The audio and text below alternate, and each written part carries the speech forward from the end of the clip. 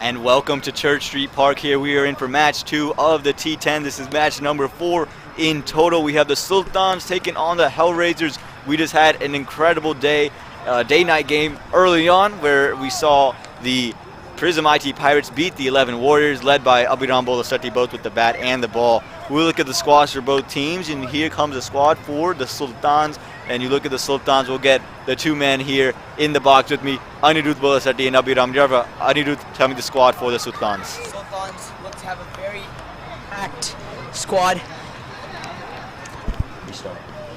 And the Sultans, they look to have a very packed squad. Suhail Warwick, Rahul, Utkarsh Srivastava, Akhilesh Ravi Prakash, Karthik Palakuri, Vivek Ramakrishnan, Harris Rizvi, Shashank Atla, Kunguma, Kishore Raj, Kaja, and Saududdin. And all right, thank you, Anirudh. And now we're going to kick it to Abhiram for the squad for the Hellraisers. So, Abhiram, go for it. So Hellraisers, you have Andre, Coach Andre, Satish, Akul, Shravan, Govinda, Rishikesh, Danish, Parin, Vivek, Shravan, Himansu, and Nikhil. All right, so there we go. Those are your squads, and now we are back straight into the action. T10's action never stops, and it looks like we're going to have the Sultans coming in to bat first, and the Hellraisers coming in to bat second. So, what do you think about the Sultans batting first, guys? You know, we've seen 3 games straight where the batting team wins, so looks to be a good trend. As you see, Akul Gupta, brother of Adi Gupta, we've seen a lot of brothers play in this tournament, as he bowls the first ball, and that's with some pace, but it is called a no ball. As he just hits that nice length though, that'll be pretty encouraging. Yeah, encouraging with the length, but not encouraging with the steps, and that's, I think, the worst feeling as a bowler. You did everything right except where you stepped, and you think, okay, that's the one thing that I got to get right, and that's the one thing you couldn't do. But Akul will come in, but now Suhail, he's going to go ahead and get himself a free hit to get his day going. Rahul is at the other end as well. So, Abhiram, what's the key here now for this free hit? And as you talk about as a bowler it being the worst feeling, as a batsman it's the best feeling to have the chance to get off the mark with a free hit. Yeah, well, what about a batsman's worst feeling is missing out on a free hit completely, huh, Abhiram? As Akul Gupta completely outfoxes him. The very good slower ball, and there's a huge swing over cow corner and he misses. Akul Gupta looking to get his run up right again. He has a nice quick run up as he loads. Oh, that's good ball. This goes backwards to point, and we'll take a quick single. He just gets off the mark. Yeah, gets off the mark there, and Akul does have a quick run there.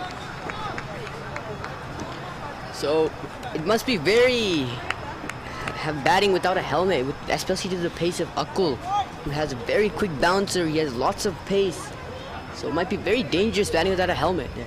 Yeah, absolutely. And in the TCL League a couple of years ago, we did see someone get hit in the nose, actually, and it was part of the Royal side, which I play on. And he's doing all right, but safe to report, he wears a helmet from now on. He used to never wear a helmet, never liked it, but now he does wear one. And I think Akul has a big part to do with that one. Sent him into the emergency room. So it is a bold choice, but now Akul's bowling to the man with the helmet, Rahul.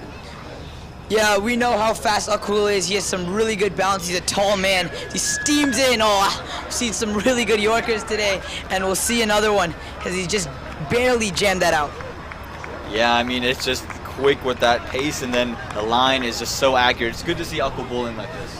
And Akul does have a second, third-ish slip kind of gully in the middles. Andre Dwyer is there, so usually in the T10 you don't usually see much of a slip or gully, but Akul does keep one. Yeah, interesting call there, but also Andre Dwyer, someone who has played with Akul for a very long time through the youth program, as that one's going to be hit straight back, so they are going to be able to rotate around. And that's the day-old question. You're playing in a power play and you want to make use of the field restrictions, but also it's the batsman's first few balls, so you see yourself in, or you just try to make use of the power play and go for it straight away. And one thing I have to say about that is when teams have an explosive batsman that just wants to go from first ball, and that can be really useful. it can be useful, but can also be detrimental to your side, because especially if he's your strike guy, if he gets out very quickly, it is something. But I think in a T10 format, if you get out early and don't consume too many balls, it's all right. You just can't be in a double mind. You have to decide, okay, I'm going to rotate, or I'm going to go big. You see some movement off the track from Akul Gupta. And as Abhiram Yervo is saying, how it's a bit unusual to have a third slip, that kind of a movement late off the pitch is definitely going to encourage the fact that he has that widest third slip in place. Yeah, and again, I think Andre Dwyer, someone who's played with Akul for a very long time, coached him up. He understands what Akul does the best, and that's the reason. Big appeal, and he's got him. Akul strikes in the first over, and we've seen a lot of wickets fall in the first over today. There you go, Akul Gupta right away. 4 for the loss of 1 right now are the Sultans. It was pitched up, it was there to drive. He stood trying to get it over covers and just gets his nick through to the keeper, and the keeper makes no mistake there. Akul gets his first wicket, and the first over is up for 4 runs and 1 wicket down.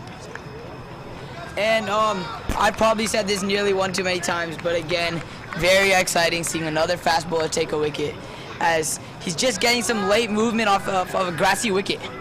Yeah, I mean, the wicket is made for the Pacers. We've been saying that all day long, and Akul Gupta takes advantage. And again, the Sultans down already. Akhilesh comes in to replace Rahul.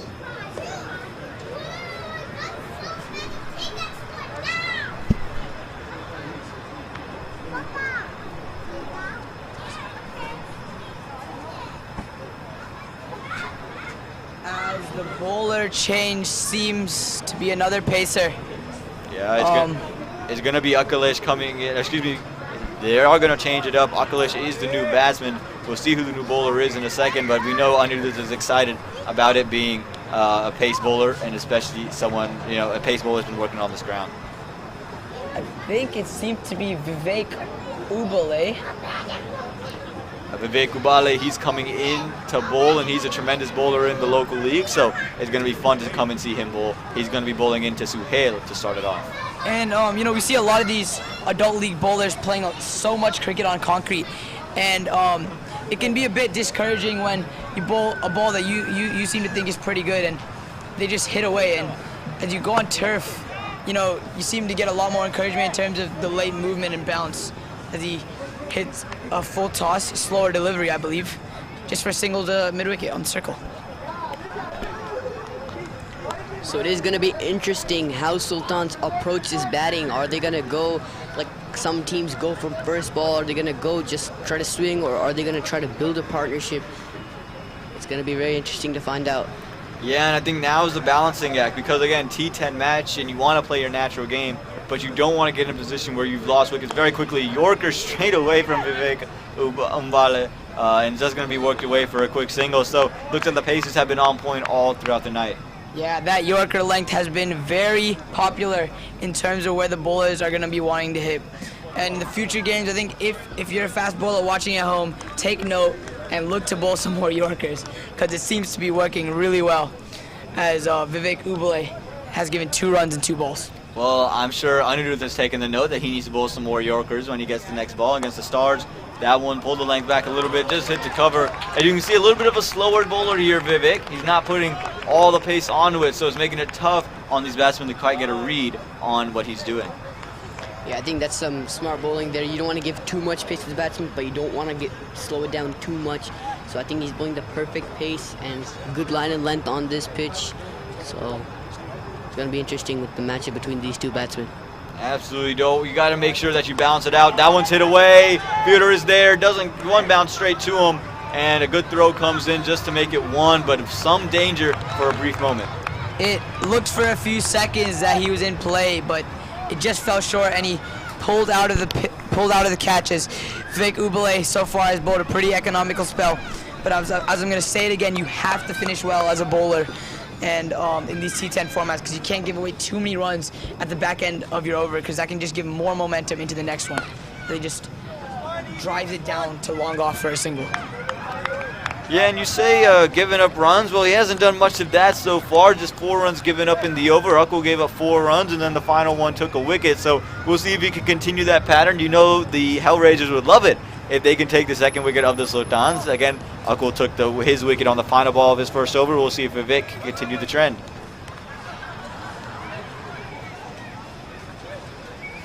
as he's running in for his last delivery. Slower one again. He's using the slower balls really well here. And Suhal just has a swing at it. Just a blind swing. He doesn't get anything on it. And he'll just go through to the keeper. Yeah, T10 format, people trying to get a little bit too big, and head was way up in the air before that ball ever pitched. And you can see Vivek, he's played against Suhail for a very long time, understands the kind of game he wants to play, pushed it out wide, was slower. Suhail tried to take it all the way across the stumps and did not end up working for him. So very smart bowling. That's going to end 2 overs, 8 for the loss of 1. And as we see Akul at the top of his mark, we're going to see him get another over. Aman Patel, I want to ask you, do you support this decision? We've seen a lot of the opening bowlers who are also considered very good death bowlers. They bowl 2 up front. So, if you're a captain right now, Akul's just taking a wicket. Are you going to continue him? Yeah, I think I would continue Akul. I think, the way he was bowling well, getting good movement off of the wicket.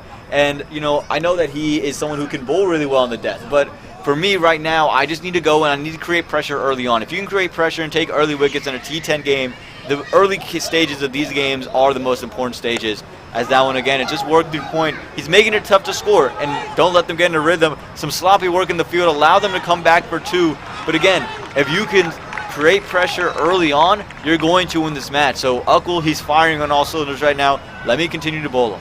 I also agree with Aman here. You need to bowl that second over, especially if he's struck in the first over. He's their main pace bowler, especially on this pace wicket. So you really need Akul. You really need to get that second over. You don't want these batsmen to get settled. You want him to break that partnership just like he did in the first over. And in terms of you guys saying that, I am going to have to disagree once again because of the fact that Akul is such a valiant death bowler. He has such a great variety of Yorkers and slower deliveries. So I would believe that I would bring him back in later and have Vivek Ubale continue his spell as he hits him in the pad pretty hard. But judge not out.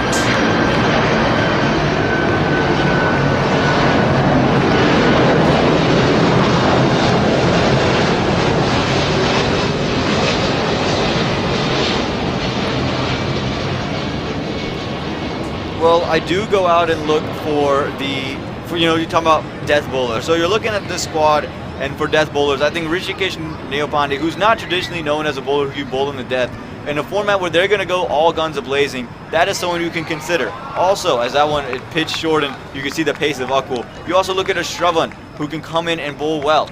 Another man who can make sure that you get it done. He's listed as a batsman, but if they want to give him an over, they can give him an over. So I do think they have the options to go and let it happen. And as you list off the amount of pace bowlers, it seems to me that every team but 11 Warriors have such a huge variety of pacers. As Akul Gupta, he's got 3 balls left. If he can strike once again, especially against someone like Suhail Warwick, who's just looking to go right now, he could pick up a wicket and bowled him. And I think, predicted that just as he knocks out the leg stump and the zing bells are lighting up. And we see yet another fast bowler excel in the opening spell. Yeah, and there you go, Abhiram and I think we'll take that one as a win for us, saying, okay, let's continue to keep Akul into the attack and not save him for later. And this is exactly why he can build pressure and create wickets. And if you can take these wickets early, you put a lot of pressure on the back order of a batting lineup. This just really proves my point on why Akul should have gotten that second over. He did produce a wicket in the first over, and he just produced another wicket in his second over. And his figures right now are 1.4 over, 6 runs for 2 wickets. And he's just looking to finish it off, maybe pick up one more potentially. But he's bowled brilliantly so far throughout this innings. And just as we're about to enter the middle overs, and I think what we're going to see in these middle overs are mainly some spin. They have a very good variety of spinners in Andre Dwyer and Tanish Dongre. Tanish Dongre has been almost basically ripping up the league since he's came in, and he's a very skillful bowler. I've played with him for a few years, and he can get the ball turning both ways, and I think he's going to come into some huge play here, especially with the fact that the Jew is going to set in. So Tanish, it's very interesting. I'm very excited to see him bowl because he does loop the ball. He does have very good variation with the leg spin and googly, and sometimes the slider. He brings that in as well. So, and this is a pretty big ground. He does loop it up, so it's going to be a good contest between bat and ball. There's also Andre Dwyer, a left arm Chinaman. Both of these bowlers bowling in tandem. This is going to be very exciting to see. Yeah, but first we got to see Haris play this delivery from Akul. Swings back into him and he works it very late. A dangerous cut shot. You can hear the ooze from the crowd. And there you go. What an over it's been so far from Akul. He's been tight. He's been tough for them to play. And as you see, Akul Gupta, he's just getting that late movement. And as a batsman, especially a lefty, where there's a little bit more grass for the lefty on the wicket that I saw earlier today, when that ball is moving back in early on and you're trying to get off the mark, that can be so very tough, as he just absolutely puts the dishwasher into that shot. And he smacks it over the top, but cannot take it at a boundary. Yeah, I mean, from Akul that time, just too short, too wide, too easy for Haris. He'll take that one to get off the strike. I think any left-hander will take that one. So that's going to do it. That's 3 overs gone. 13 for the loss of 2 right now are the Sultans. And it's been a pretty good start for the Hellraisers. And what a spell that is by Akul Gupta. 2 overs, 6 runs, and 2 wickets. That's a very important spell he bowled, getting both the crucial wickets at the top. And now it's going to be on to the middle over bowlers who need to play their part and restrict the batting team as much as possible, the Sultans. And as much as I was ready to give Akul his second over, I'm not ready to give Vivek Umbala his second over. I think he is someone, when you saw the slower ones for Suhail, he makes it visualizes, okay, he's the guy I'm bowling in the death. Let me have him for that. And I think he was only bowling because of the way he knows Suhail and how much he affected him with those slower deliveries. And they have changed it up. They've gone with Rishikesh. Again, he is an option. He can get some swing back into the right-hander. So in the early goings, he can be someone who's dangerous and doesn't have a lot of pace for the batsman to take over the top. And in terms of Rishikesh bowling, you were talking about how he can be very useful in the end overs in terms of limiting runs, and how you want to see Vivek Ubale bowling. But we're going to see Rishikesh get an over, and if he can pick a wicket here, you're going to have to think that Sultans are going to be in huge trouble early on. And another one I predicted as the Zing Bales light up, and Rishikesh, he sent the crowd into a frenzy as the 3rd wicket falls, and Sultans are in some huge trouble with a bit of movement back in. Yeah, we were talking about the movement in that Rishikesh gets, the angle he creates, and just slower than he was expecting. And bada bing, bada boom, the Zing Bells go up, and so does the crowd, and so do the Hellraisers, because they're raising hell right now. They got 3 wickets into this attack, and the Sultans, they need their army to come going. Yeah, it was a really good delivery there. He has a different angle when he creates with the ball. He comes from a wider angle, and it was a perfect length coming in, and well, it was a peach of a delivery. And that's a 3rd wicket that fell for the Sultans. Akalish has to go, and now a new batsman has to get back in. Haris, he is being stranded at the crease, just gets in and loses his partner straight away. First ball in. What better start than that for Rishikesh? For 1 ball, 1 wicket. He's hoping to make it 2 balls, 2 wickets right here. And as I was talking about in the earlier games, you want to get some momentum and rhythm early on. And what a better way to do it than have the Zing Bales light up right in front of you on your first ball and have the other team down 3 wickets. Absolutely right. Rishikesh played for the Florida Beamers in the minor league, so he's accustomed to playing some high-level cricket. He bowled in the minor league, and you can see why he's been one of the players who's selected. He's a pretty decent bowler, and now the new man coming in is Kungnama Prabhu. So we'll see what he can do at the crease in the middle. He is on strike right now. Slip still in play. Andre Dreyer has just been standing in the slip cordon all day long, all to his lonesome, right next to the keeper. So we'll see if he comes into play on this delivery. And talking about the field, there is a long off in, and there's a deep in wicket in place. There's only 2 people outside. Sorry, including Tanish Dondre at the boundary at 3rd man. His second ball comes in. Nick down to 3rd man. He'll only pick up 1.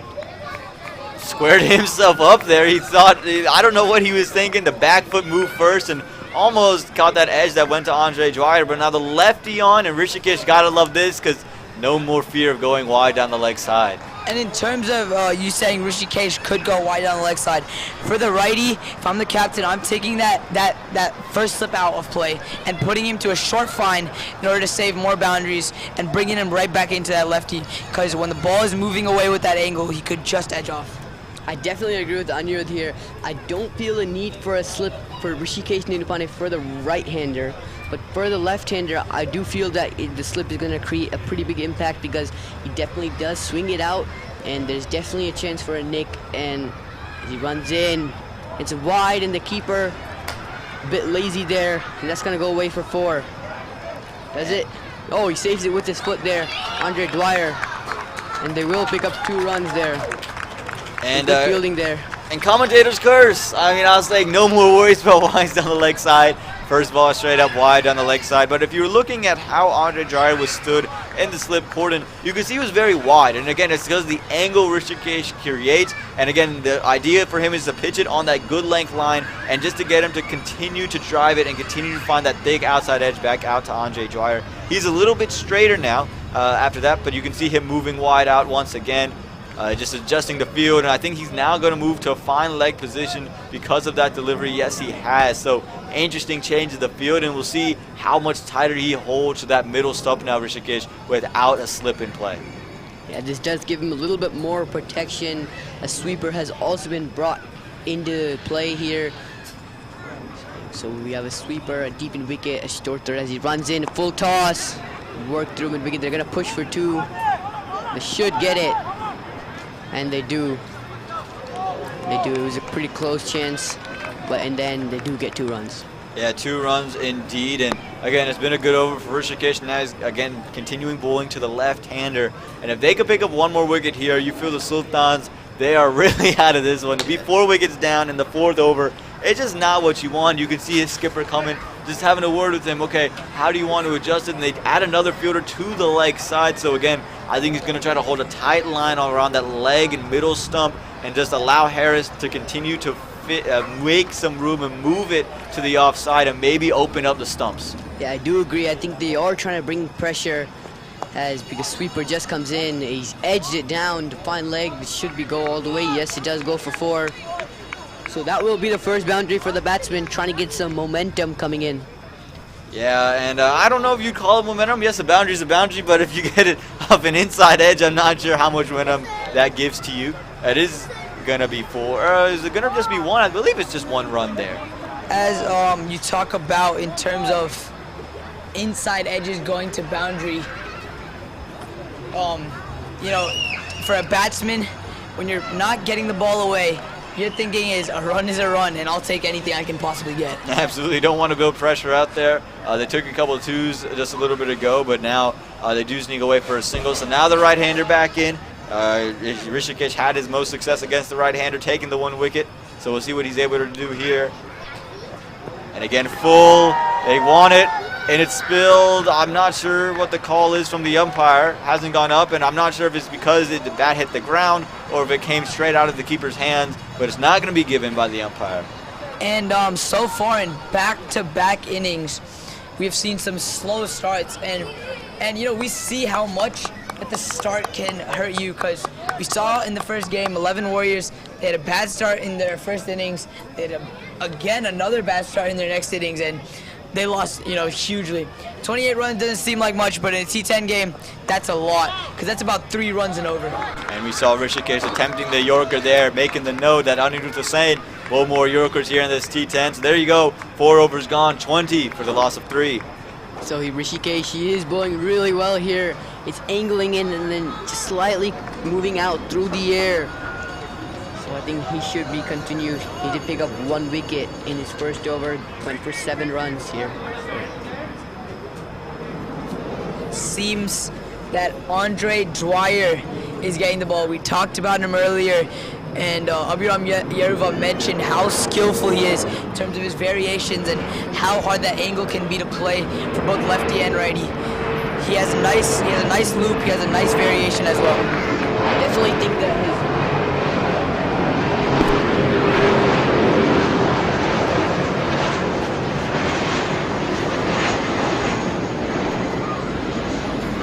his sorry for the interruption as the plane goes by. Abhi, continue with your thought.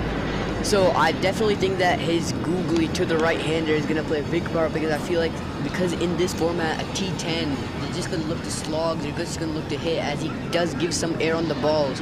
So his googly is going to play a vital role in lots of dot balls and potentially wickets and miss hits. But to the left-hander, he does bring it out to them, and he has to be very careful about where he bowls. And in terms of you talking about his googly to the righty, you know, we see a lot these days in limited overs cricket. You don't see many people that are going to be turning the ball back in. You're not going to see many off spinners because they turn the ball back into the righty, which is easier to hit across the line. You're going to see a lot of leggies, a lot of people that can turn the ball away, and that's why his googly is going to be so very useful to the righty. Yeah, absolutely. And again, I think it's just the angle he creates. He's very hard to pick. He's deceptive through the air, and you really just have to play everything like it's coming back onto your stumps. And I think now you got to go out there and play aggressive to Andre Dwyer. And I think you have to be wary. He does have the tendency to come in and bowl maybe 1 or 2 short balls and over, just the way his action comes in. So you got to capitalize on one of those 2 deliveries. Other than that, though, it's going to be very tough. You saw the googly straight away from Andre. It's going to be very tough to play this guy out, and that's why the start that you had to get off to was crucial, because with Andre coming in and picking his stuff, and then Tanish, you said, coming after this, it's going to be very tough to score runs here in this maybe 4-over stretch. As he comes in here, another googly, it's hit down to point. Another dot. His googly is his main weapon. He does mix it a lot. It's very hard to pick him up as he runs in for his 4th delivery. Back of the length again. And another dot ball. 1 single and then 3 dots so far in the over. Pretty good start to the over. Just 1 run off it so far. And in terms of Aman saying he does bowl 1 or 2 shorter deliveries in the over, I think they already got their 1 for the over in the first delivery, and they have not got one that has been out of line and length so far. As he bowls another one, just nicely pitched up. I think it was a googly, it seemed like, as he looked to go against the spin with a slog sweep and got the inner half of the bat. It just hits into the ground for a single. As he'll be looking to finish well, he's bowled 2 singles and 3 dots. Pretty much all you can ask for in a T10 game. Oh yeah, absolutely. He's bowled tremendous, and all the bowlers so far today have bowled really well. As this one's hit straight back, Fielder is there coming around just to keep it to 1 run. So bowling to his field, bowling well, and not being able to score runs. The name of the game right now for the Sultans has been the story of their innings, and the Hellraisers well on top, 23 for the loss of 3 after 5. As Aman says, it is 23 for 3 after a loss of 5 overs. I'm going to be wanting to see Tanish Dongre here to bowl this over. You know, he's a very skillful bowler. I believe the straighter boundaries are a bit bigger on this end. So if they look to take him on through the V, they can take a wicket. But I guess my message has not gone through to the captain, because it seems to be a change in bowler, and we're going to look to see what he can bring to this game. Yeah, definitely agree here. Going with the loopy leg spinner could be a risk or reward. He could get hit, or he could pick up the wicket that they need. Yeah, absolutely. And it doesn't look like they're going to go in the direction of Tanish. They're going to go in a different direction. We'll see who that direction is really quickly, but it looks like maybe another spin option, but it's not going to be the one that you guys are talking about in Tanish. But do you like the spin continuing to come on here for these Hellraisers? It depends. Looks like these batsmen are not really looking to take it on. They're not able to clear these boundaries. So spin might be a good option here. Getting some, maybe because they're not able to fully clear this ground. So it might be a good option. Whereas in the previous match, they were able to clear the ground. They're very good batsmen. So spin might have been dangerous. But let's just see how this goes. And the new bowler is Himanshu Desai. So we'll see how Himanshu's able to do. Left arm orthodox into the lefty. And almost on the pad straight away, he's able to work it away for a quick single. He wants to send back in, unlike we saw in the first innings, listening to the call, preventing a run out. But there we go, left arm orthodox into the right-hander now. So we'll see how this angle and spin creates. But Himanshu Desai, he's someone who is a little bit interesting. Most of the left-arm orthodox bowlers, they like to come over the wicket to the around the wicket to the right-hander and over to the left, and now he's a guy who likes to come over for the, or excuse me, around for the left-hander as well as the right. So he does do some different things. Yeah, it's going to be interesting to see how he approaches this situation. Obviously 5 overs up as we have a signal interruption here. Yeah, it's back on, so it's going to be interesting how he approaches the situation. He starts his run up from a very wide angle. He comes in to bowl. Calls. Let's get another signal interruption here. This seems to be Himanshu bowling in to Kungama. He's going to be looking to hit the right line and lengths as he's started well, just giving 1 run in 1 bowl. See where he goes about it now. He has been hitting the lines and lengths so far as we bowling into the righty. And Abhiram, I just want you to talk a little bit about how tough is it to see, you know, bowling against a lefty and a righty combination. It's gonna be obviously tough, you know. As he hits that. Oh, that is a shot. Massive hit. Cleared it by a pretty big margin there. That was a beautiful hit there. And it just seemed like it was coming. It was just kind of a bit of a calm before the storm. It just swept straight down the ground for a huge 6. That was in the slot, and he did just slog sweep that over long on. And it was a brilliant hit there. As that's just something that Sultans will hope to get going with a beautiful stroke. As he runs in. It's pitched up again and finds the fielder. Long on actually. Ooh, just 1. There, nice. He's just getting a bit full on this occasion. And now, as I said, we were talking about it before, bowling to a lefty-righty combination is never easy. Yeah, bowling to a lefty-righty combination is never easy, as he said. This one's massive hit there. And it's just over long on. That was another beautiful hit. I take my word back when I say these batsmen can clear the ground. They definitely can clear the ground. Both of them just did it. It was some beautiful hitting by them, and looks like this over could start the momentum that they need. Yeah, absolutely. Again, it's just buying your time. It's going to get easier to bat as you continue to get on, and the ball's starting to skid on a little bit more here, and I think that's definitely playing a benefit for these batsmen. And as you're talking about the ball just starting to skid on a little bit, that's why I was thinking, you know, you go with a slower spinner that loops the ball up a little bit. It can get a bit of a hold in the wicket, and that's where the top edges come into play. That's where the miss hits come into play. You know, that's where you can start to take wickets and keep your momentum going. As they bowl someone that's a bit of a quicker spinner and just gets to the bat and he just swings through it with a great form and just middles the bat and goes all the way. Yeah, absolutely. At the end of 6 overs, 37 for the loss of 3 now are the Sultans. So they're starting to rebuild this innings here. Projected score of 62. Not a terrific score, but still a pretty solid score where you can come in and still have an opportunity. If you get into the 60s to 80s, you still have an opportunity to win the match. Yeah, I think when Himanshu comes back into the attack, I think he shouldn't loop it that much. Obviously, that does create a chance for a wicket, but this is a T10 format, so he just has to keep it a little bit flatter as Andre comes in, and a little bit short on that occasion, but he finds deep in wicket to cut it down for 1. Yeah, he's very aware of his tendencies. I think he knows that he's due for at least 1 short ball and over, so he's very aware that that's going to happen. So he says, all right, you know what, I'm going to keep that deep mid-wicket out there for that delivery. Unable to capitalize on the short one. He was a little bit quicker too, so rushed on to the bat. And now we're going to see what they can do on these other deliveries that Andre bowls, because in the previous over that Andre did, they couldn't touch him. And in terms of talking about the score only being 38 for 3 in 6 overs, I think that they can look to get, 10 runs and over from here, a boundary and a few singles, as he hits it down the ground for what I believe is a boundary.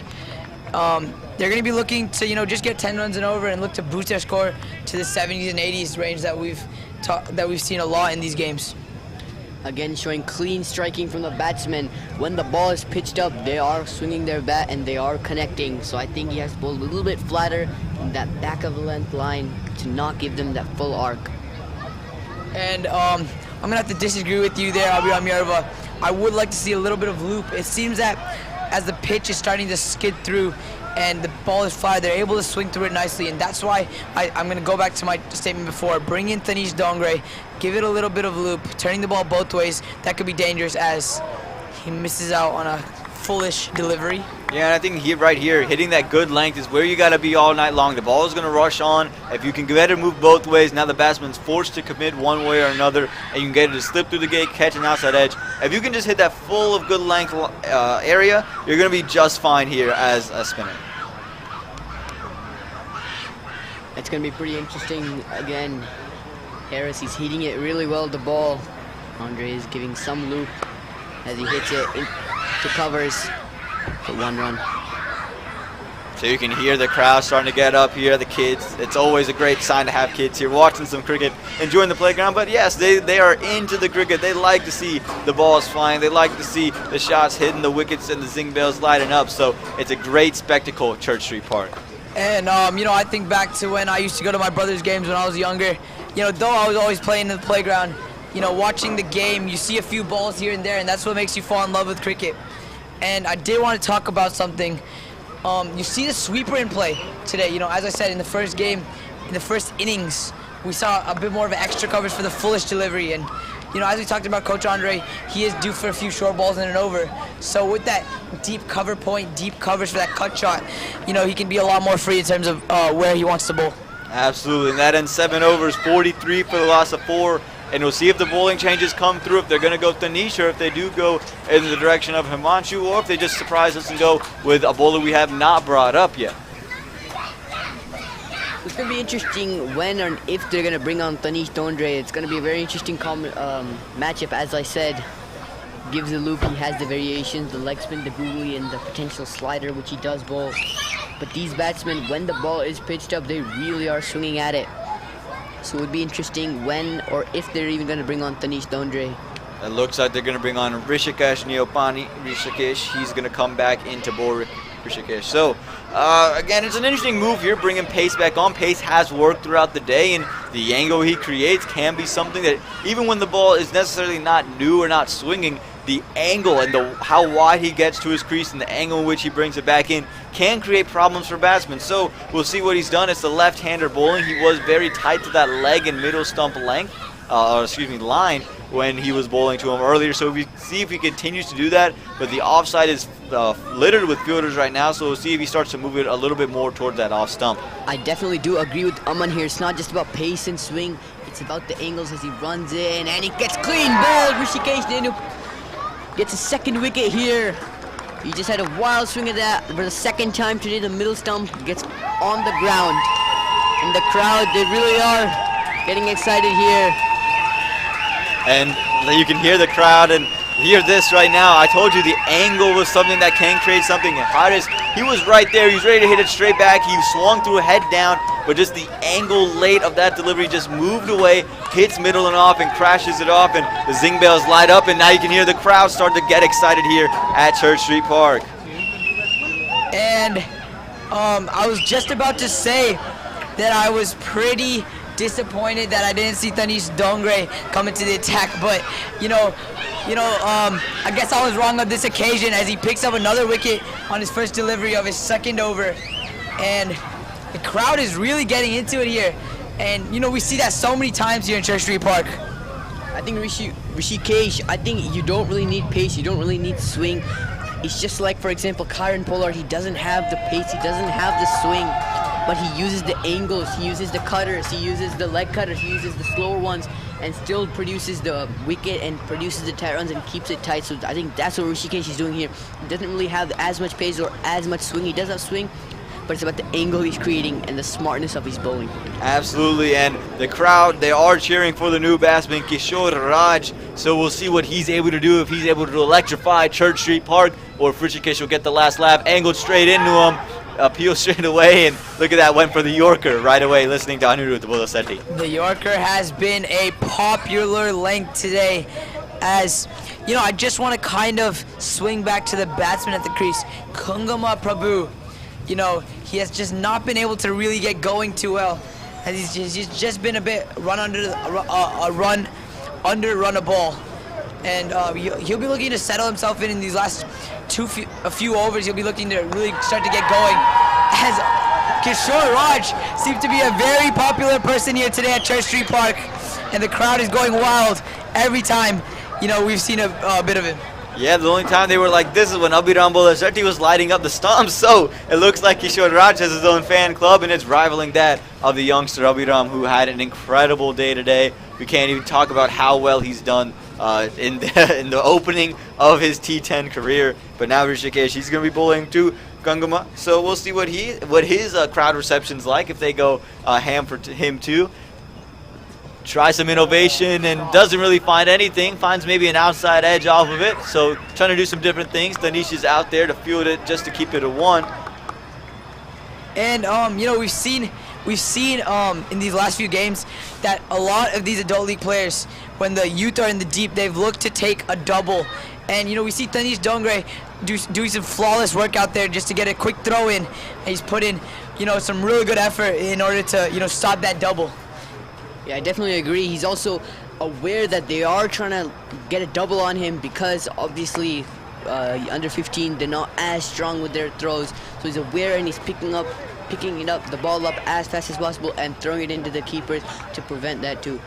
Yeah, and another Yorker there from Rishikesh. He wants number 3. He wants to wrap up that man of the match trophy straight away. But we've seen the adult league players as well, and players just across this league start to go and try some innovation. You can see Gangama, he hasn't really found his flow yet, so he tried to do the little dill scoop, didn't find anything to work for him. But they've tried to do different things, and it's just, and some have worked, some haven't. But that's the beauty of T10 cricket, innovation that excites, as we all like to say, and that's what we see here in T10. And as you talk about the man of the match that Rishikesh is looking for, if this was voted by the fan, even if Kishore Raj does not do much today, I think it would be him, just because of the fan support he has out here. As Rishikesh will be looking to end his spell. He's bowled a beautiful spell so far, 1.5, 10 runs with 2 wickets. I think if he can, get through this last ball without, giving away too many runs, he'll be in an excellent position for man of the match trophy. Yeah, and absolutely would be, and I think I would have to agree if it's a fan vote. Kishore Raj gets it. Maybe we need a fan vote because I think Kishore Raj wins every time. A Yorker there. Oh, he's digged it out well, but it's only to the fielder out in the deep just for 1. But how about that? He knows the Yorker's coming, came down. Rishikesh bowled it well, but dug it out. Did Kangama. As we haven't seen much of Kungama, we haven't seen much about his ball striking, but he seems to be such an electrifying player. You look out there, he's probably the brightest colored jersey and helmets out in the field, and you see dill scoops and come down the track and attempted helicopter shots. Yeah, I definitely agree here. He really looks to be electrifying this Church Street Park. With the lights on, it's a very good atmosphere here. It looks like we're gonna have a match on here. As it looks like it is Tanish coming in, Finally. bowling ninth over, sorry. So he'll only end up with 1. He won't be able to bowl a second over, but it'll be interesting to see how he bowls. Whether he'll loop it or not, whether he'll bowl flat, it'll definitely be interesting here. And you could hear Anirudh say, finally, he's been waiting all night long. And he doesn't have to wait long. It's a T10 match, so you're not waiting too much, but he's so excited. So, Anirudh, what's your advice to Tanish as he comes in for this over? In terms of how I would like to see him bowl, they're 47 for 4 and 8 overs. So if they can restrict him to under 65, they'll be looking at a very good position. So I think, I've probably said this about 10 times today, but just do what you do best. What he does best is give a little bit loop, get the areas, and that's what he's going to be wanting to do. And as I will come to you, Abhiram Yerva, in a second, this is probably the first time today that I'm excited to see a spinner bowling, as it would be called a wide. And Yerva, we've asked you this question in the earlier game, but this is a different situation. What would you do if you were out here bowling? As my teammate Kartikeya Jagadish told me, especially in these formats, bowl for dots, bowl for dots, bowl for dots. Try to bowl for dots as much as you can, as that was slashed through, was a very tough opportunity. Putting his full effort there, doesn't get it. So I would try to bowl for dots, try to bowl, slide that quickly in. but don't get too close to the batsman's arm. Obviously, these batsmen have a very good swinging arm. That's what I'll definitely be careful of that. As Kishore Raj comes to strike, as we've said, fan favorite.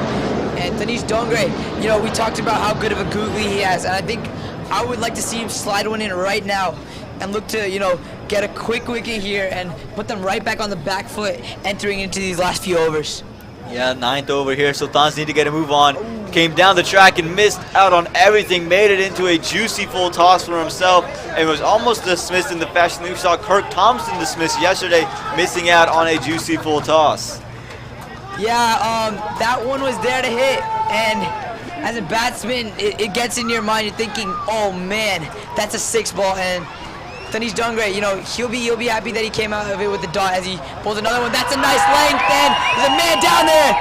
Fan is gone, and it's a great catch, Tanish Dongre. And the fan favorite has to go as the crowd is going absolutely wild, even though he is leaping the ground.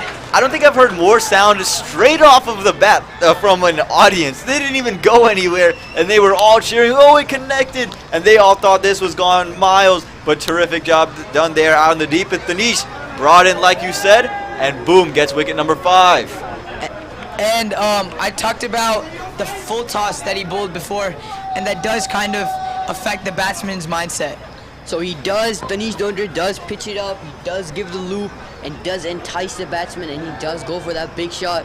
Kishore Rajan has to depart, unfortunately, for the fan base. Yeah, and while Kishore Raj might have been a fan favorite, we know that Tanish was a commentator favorite, especially amongst the two youths in the box. Abhiram Yarva and Anirudh Wolasetti were very high on Tanish, and you know he's the commentator favorite, just like Kishore is the crowd favorite. But here we go, Karthik Palakuri, he's coming in for the Sultans, and they need to get it on a move because 58 is their projected score, and you're not winning a match with 58 runs on the board. Not this one, not as it gets easier to bat on. With 58, I know I say that you don't need 100 runs, but I don't think 58 is enough to go ahead and win it for you. Karthik Palakuri, he's a very good all-rounder. He's a teammate of mine. He runs hard between the wickets as we see it there as he gets back for 2. And, more. They'll get back for 3. Oh, that's very unlucky for Tanish Dongre. Yeah, and Karthik comes to strike. He's a very, very good batsman. He hits in the gaps well, and he runs hard. Yeah, and I think at this stage in the game, that's what you're looking for. An over and a couple of deliveries to go, so they are looking to make it going. Again, 60 runs now, the projected score. 6 is the run rate. If you can move this into 65, 70-odd runs, you feel very good about what you've done in this innings. Tanish would like to take one more wicket, and has gone straight through to the keeper. He's bowling very well right now. That was really the perfect length to bowl. Not just the batsman, just confused whether to go on the front foot or the back foot. That really is the rhythm. He's starting to get into his rhythm. He comes in and edges it, and it'll just be a dot ball. So very, very good over here. 5 runs coming off it, the wicket. And that's very good over here from Tanish Dongre. In terms of how much Sultans will be looking at, I think if they can get to 70, 65, I also do have a pretty solid claim to back them in terms of them defending that, because Karthik Palakuri, the batsman out there, I played with him. He's such a skillful bowler. You know, he has so much control over his seam movement. We've seen Pacers do some magical things here at Church Street, so we might just see it again. Anirudh being one of them, his older brother Abhiram being another who did it tonight. 52 for the loss of 5 at the end of 9. We'll see who comes and bowls the last one. It would be beyond me if it's not Vivek Umbale. He bowled a brilliant first over. They held him, and I believe his slower balls are going to come in very handy if he is given the ball in this moment. In terms of the short third being inside, the slower balls, if he can wait on that ball just a little bit longer, especially with that skid through because of the juice setting in, he can get it past and get a pretty easy boundary down there at that backwards point, short third region. There you go, Vivek Umbale is the man coming in to bowl. Again, bowled brilliant slower ones, pushed it out wide, so he's got all the variations you want in a death bowler. Full toss straight away, and it's worked straight back. Down. And he fumbled it a little bit, but then he ended up taking the catch there. Couple of bounces there, but ends up taking the catch. Nearly spilled that one. Yeah, and missed out on a full toss. I think you're going to feel pretty disappointed in yourself if you're Kangama that you missed out on that shot. I believe it was Kangama who played it. And there you go. He has to go 16 off of 16 and straight away, Vivek gets his first wicket of his innings. And as you know, Kungaba is out. He just never really seemed to get going. He tried helicopter shots. He tried dill scoops. He just never really felt that he was at home, and it never felt that he was hitting the middle of the bat as you know, a pretty anchoring more of an innings comes to an end. As Vivek Ubale starts the last over of this innings very nicely. He runs in here. Another full toss. It's got to be Doesn't no ball. take advantage of it. He doesn't even get a single run in. I think that's going to be run out. Trying to get a run off it. And it is a no ball, but it still will be run out. And the only way you can get out on a no ball is a run out, and they managed to do that right there. I know it's the final over, but now, all right, you got a no ball, but now you got the new batsman on strike to face it. I know you're both are pretty new to the crease, but this is not what you absolutely wanted. We'll see what they do, but they do get a free hit in this final over, and I think you'll take that first ball up as a new bat. And as I was talking about Sultans being able to defend 65-70, I don't believe they can defend anything under 60, and if they can scratch their way to 70 here, or sorry, 60 here, then I think they'll be pretty happy, to be honest. Yeah, it does look like a pretty bad situation for the Sultans. 52 for 6 and 9.1. They do need 8 and 5, which is going to be tough the way they're going even at the moment. So it's going to be tough. And 60, even if they do get to that 60 mark, it's still just a run the ball, which is really easy to do, especially with 10 wickets in hand. And Saduddin misses out first up. New bat, Saduddin Muhammad, and he misses out first up. It's not going to be easy to score off of Vivek Umbale. He bowls a lot of the slower ones, cutters, wide of the crease, comes into the crease. So all these variations you got to take up, and you got 4 balls to find a way to scrap together 7 runs if you want to breach 60. Yeah, I agree. As he runs in for the delivery, and as just be a 1. They're going to be pushing for 2 there. It was pitched up, and the throw is a little bit off, so they will get the 2. They're pushing for 3. They will get the 3rd one as well. So that is good running from the Sultans. Yeah, it seems like that's the only way they're going to be able to get into the 60 mark. Again, they haven't scored many of the boundaries, and you got to find a way to go and score runs, and sometimes running between the wickets are exactly the only thing you can do. So these two doing well to go out there and get themselves going. 56 runs on the board, 3 balls to go again. You're looking at 4 runs between the next 3 deliveries. I know that doesn't sound too daunting, but the way the Hellraisers have bowled, it doesn't seem very easy. Yeah, there's just 3 deliveries left as Vivek runs in here. And he edges it. It's going to be over point for sure. Oh, he takes it! He takes an absolute stunner at point. Rishikesh, I think, was the fielder. It was an absolute stunner there. I thought it was over for sure. He dives back, takes an absolute stunner, reverse cup. And this is what it is here at Church Street Park. It all happens, and we have seen some great catches throughout the summer, and another one right there from Rishikesh.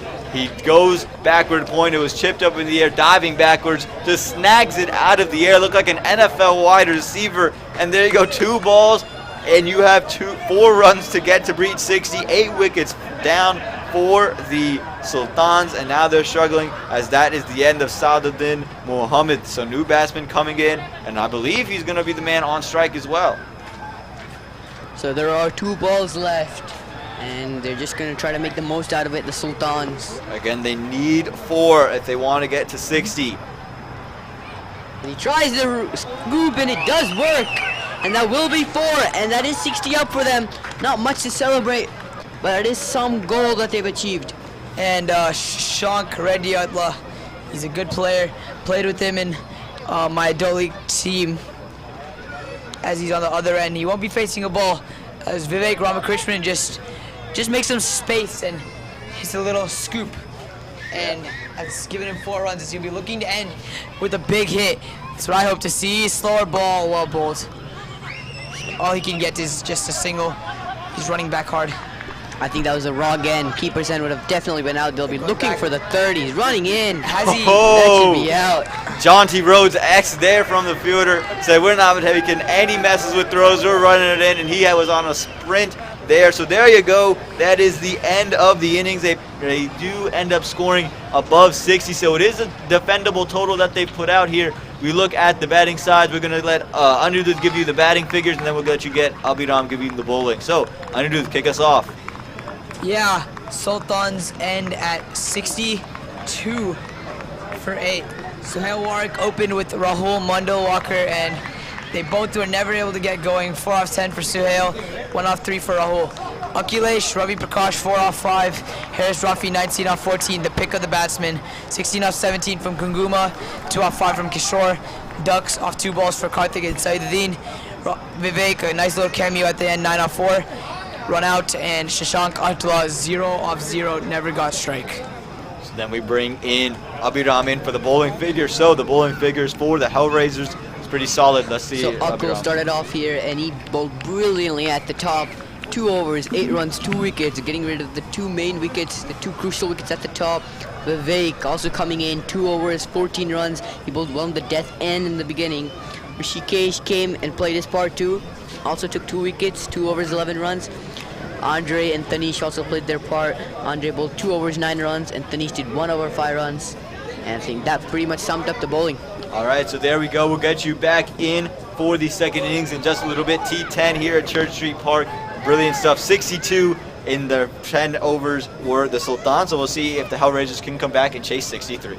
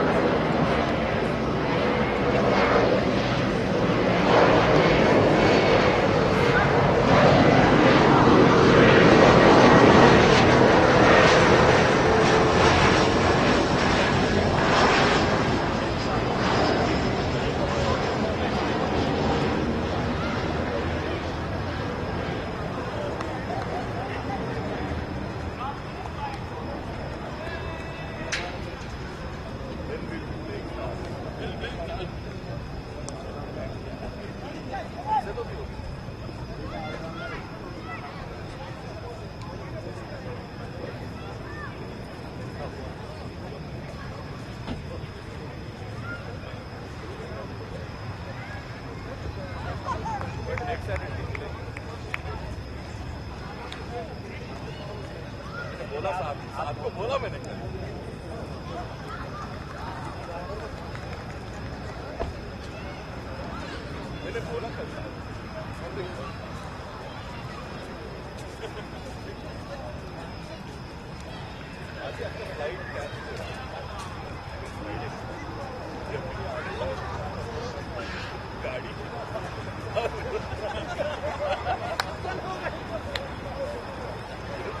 शुरू हो रहा है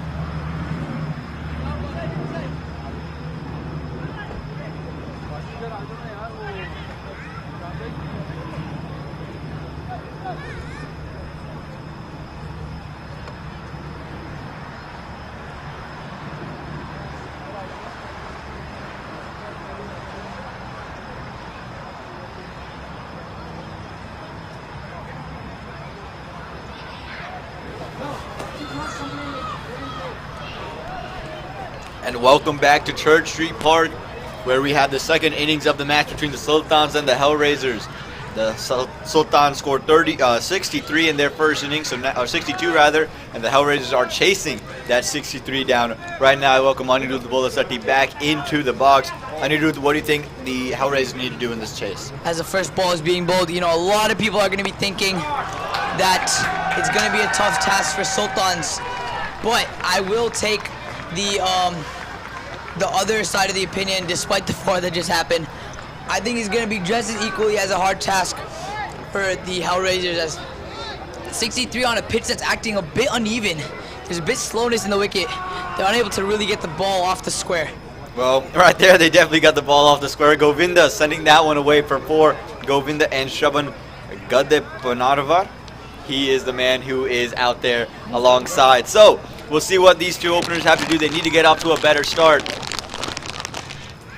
And that's a much better ball there, but it is going to result in some buys. Yes, nice and easy.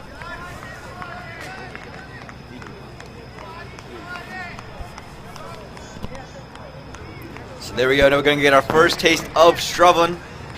Again, the Hellraisers now 5 in their first 2 deliveries, so off to a pretty hot start. Again, you got to take wickets. The bowler is Karthik Palakuri, so a teammate of Anirudh Bolasatti. What is Karthik's strengths, Anirudh? I think his strengths are his accuracy and the control he has over his movement. He knows how to swing the ball both ways. I've been looking to learn as much as I can from him, as skillful of a bowler as he is. So I think, he sets up batsmen really well in the longer format of the game. with the red ball. So, I hope to see the same thing happen on Church Street here in, on a really nice night.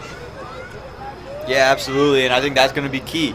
Can move it both ways, and you can see he's setting him up with a couple outswingers as we introduce Abhiram Yarva in here. Setting him up with a couple outswingers. Expect one to come back into Shravan in the next couple deliveries.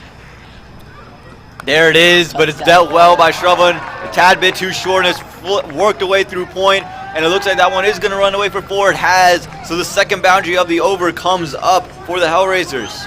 Yeah, I have played against Shravan in a PL game. He's very strong with that cut shot through that point in third man region.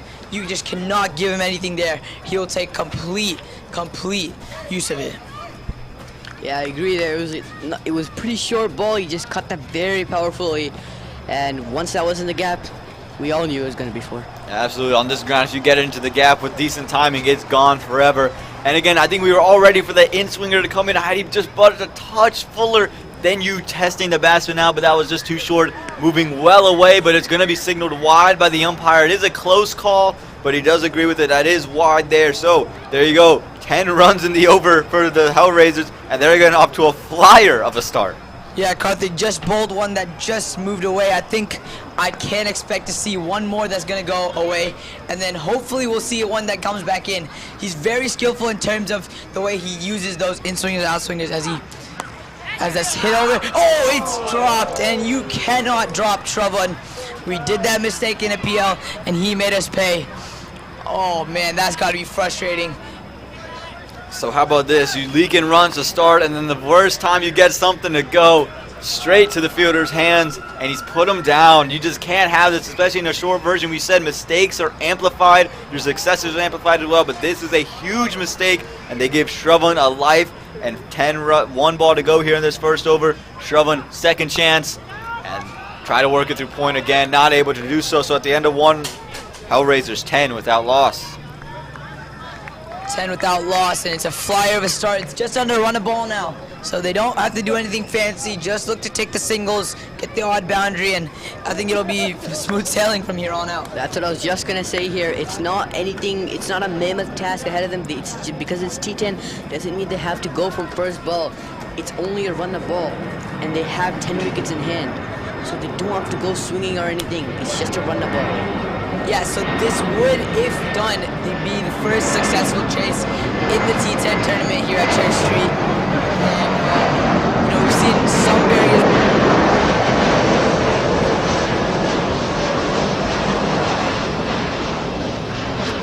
Do apologize for the cut. We got the plane going through. Anirudh, finish your clock. We have seen some barriers broken today. The first above 30 in a power play, first 100 above 100 score, and we might see the first chase done today, as it seems to be another pacer getting the ball. Yeah, pace is something that's worked all throughout today and throughout most of this T10, so it makes sense that they're going pace and pace only. I'm sure they'll bring on the spinners later, but there's plenty of seam movement for the Pacers to be very successful. We'll get you the name of this bowler in just a second, as he's going to be running in to Govinda. Little bit of a weird action. Oh, swing straight away. Big appeal. And he's giving him. Yes, the thought was only if it pitched outside the leg stump, but the way he ran in, he came inside out. The same thing his ball did, went inside out, pitching on leg stump, crashing into middle. And there you go, the first wicket down for the Hellraisers, and the Sultans are back in this match. And that was a big wicket of Shravan. He was looking good, played a couple of good shots. Govind. It's a wicket of Govind, so he has to go now. And they get their first breakthrough. And the Hellraisers are 10 for 1 in 1.1 overs. And just as I said, it would probably be smooth sailing here. Khaja Mohammed intervenes and picks up the first wicket for the Sultans. And, maybe you just think that maybe I was wrong. Maybe it's not smooth sailing. If they can pick up a few wickets here, they can put the pressure right back onto the Hellraisers. You never know here at Church Street Park. This wicket, this venue has produced so many crazy things here, and something, a simple run chase like this may become very difficult. Yeah, absolutely. Oh my goodness me. This is unreal stuff going on. at Church Street Park. It's cool stuff. I mean, when you look at this whole situation, you look at what Khaja Muhammad just did, taking a page out of Rishikesh's book. He goes first ball, first wicket, and now you're putting the Hellraisers on the back foot. They were kind of cruising with 10 runs in that first over, and now here you go. So let's see what the new batsman Nehal Parekh can do against Khaja. And Khaja, again, can he get that snake action, that snake delivery to come back through and take 2 and 2? Runs behind the umpire, comes through again, swing on offer. Big appeal. Umpire's not interested. Batsman moves away from the stumps. You can see they are pleading and pleading and pleading. I think the keeper is telling them no, it did not edge, but what a start for Khaja. It seemed to me a little bit that Khaja actually wasn't that interested in the beginning for the appeal. And the wicketkeeper convinced him, and then later on, it seemed that he was more interested, and the wicketkeeper was not. As Nehal Parekh, he might have just survived a close call there. As us in the commentary booth, we didn't really hear much. Yeah, I think I saw a pretty clear gap between bat and pad that's worked through. They won't get a single there. And his run-up is very unorthodox. He comes in towards the stumps and then moves away, slows down in the middle. So it is very unorthodox, but it'll be very interesting to see him run in and bowl some. So as you bring up his run-up, do you think it's something, there's a question for you, Oman. Do you think as a batsman, it's a little bit tough to face that as he just shields the ball away from you because it's behind the umpire? As this one is smacked through and straight to the fielder, so there you go. There you go, number 2 down. Hellraisers, they lose their second wicket, and the Sultans back in this match. And there you go, Nehal has to depart. What a way to start. It was a little shorter ball. He is straight to mid-on. Utkarsh Srivastava comes around and takes a catch. The U15 guy. And that is their second wicket for Hellraisers in 1.4 overs. And once again, we see youth making an impact, whether it be with the ball, whether it be with the bat, or now we can see it in the field as Nehal Parekh has to depart. And, could we see our first wicket maiden in T10? Knock on wood, but we've seen many things broken in this T10 tournament today. And hopefully we can see our first wicket maiden and this chase gets ever so tight. Yeah, the Could even be a double wicket maiden, actually. The Sultans are hoping for a double wicket maiden. Yes, sir, Abhiram. And you look at it, 4 balls bowled, no runs, 2 wickets. Khaja Muhammad has turned this match on its head. It looked like the Hellraisers after that first over were well on their way, but now looks like the Sultans are right back in it, maybe in the driver's seat. And we'll see that snake action once again. We'll see if that snake action results in another wicket. Doesn't go as far in. Swing again. Do you see that swing? They do leak a single there.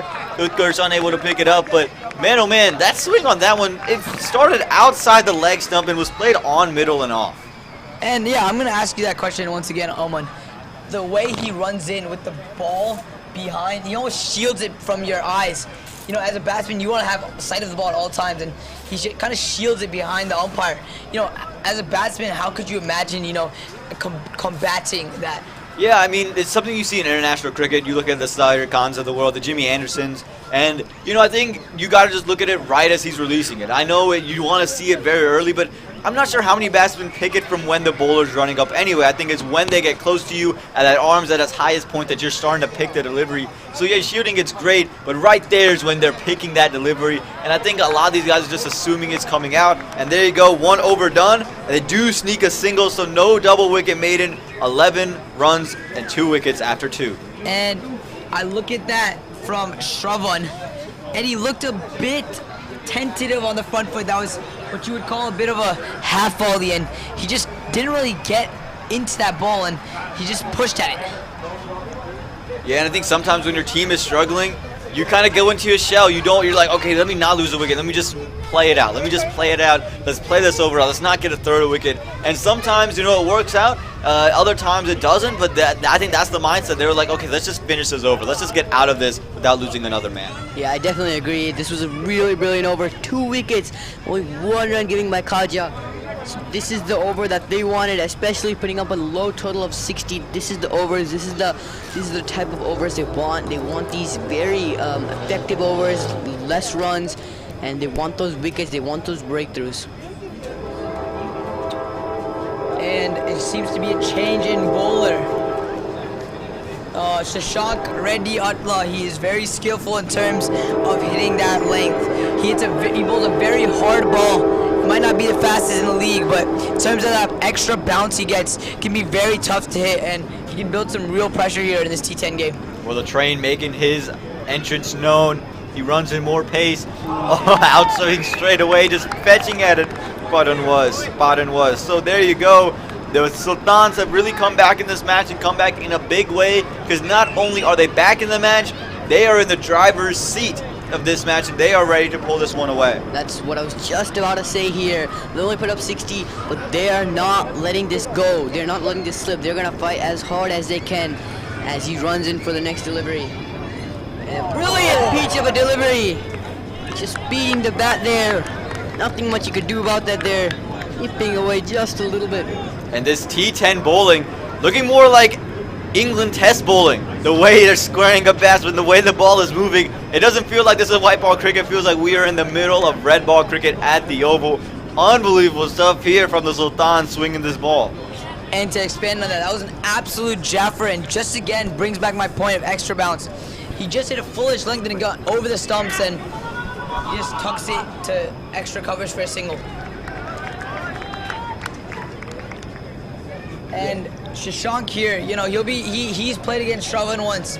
He might just know what he likes to do, and he'll be looking to just kind of hit that hard length on the fourth stump, and Shravan likes to get that ball off the square, so he could catch a nick through to the keeper. Yeah, this is going to be a very interesting contest, as Anirudh said. This is the contest we want to see here.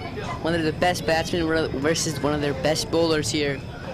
This is a situation, this is a crucial part in the game. A couple of wickets here, it might be over, and a solid partnership might be the game here. As he runs in, has a big swing at it, gets no bat, and they'll just go through the keeper. And I'm thinking now, if I'm the Sultans, let me get someone at, you know, a slip maybe, or maybe just a short third man, because the way this swing, the ball is swinging, the way the batsman's swinging, an edge is coming, and you want to be ready for it. Box is very pro you. I've been listening to it. And as Shashank comes in for his last delivery, and he's bowled him! And just as I talked about it, he likes to get that ball off the square. And he bowls it into a length on off stump, and the crowd is going wild once again. We have seen this in this pitch. It's been staying a little bit low, a couple of the odd balls, and this one has stayed low, and the wild swing just completely misses a bat there and gets clean bowled there.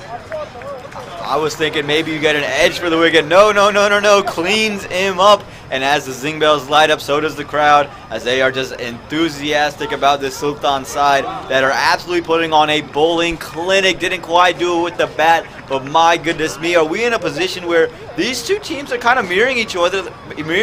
Hellraisers 12 for the loss of 3 here in 12.5 and 2.5 overs. Look at the Sultans; they were down 3 wickets pretty early as well. So there you got to shout out to Hellraisers. You can't put your head down. You're still have a chance to get back in this match. And I just want to talk a little bit about the pitch. You know, we've seen on Wednesday it seemed to be a bit more flat, and today we're seeing some extra bounce, some low keeps. And do you just think there's a little bit of wear in the wicket now after having 3 games in this week? Yeah, absolutely. And 3 T10 games, and don't forget you also had the minor league playoffs, the championship weekend. You had the 2 semifinals and the finals played on this same pitch. Hasn't been rolled since, so I think there is going to be some wear and tear on the wicket that is, you know, on display. They're creating some variable bounces and things like that. So it's been off to a hot start as the Sultans are. They're taking advantage of every single thing coming to them. Again, the Hellraisers 13 for the loss of 3 after 3. And I just want to mention Dave Agnew, the pitch curator. You know, they had many games on this wicket, and it still seems to be playing really nicely. Yeah, he has mentioned that he is going to change the wicket soon, but this wicket has been pretty good. It has been a Pacers wicket, not much of a spinner's wicket, and the Pacers have proved that this is a Pacers wicket, and they have done really well on this wicket. As it looks to be the end of a really good over, 1 run, 1 wicket, 1 over, 12 for 3 in 3 overs, and this chase looks all but over. Looks very alive here, as that over is going to be a game-changing one. Yeah, and again, this match is very much alive. We were calling for an exciting finish.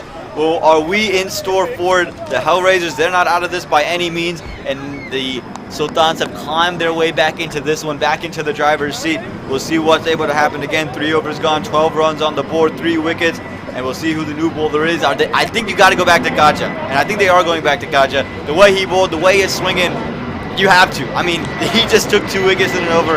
I'm not taking the ball out of his hands. We'll give you a quick break as this plane flies through.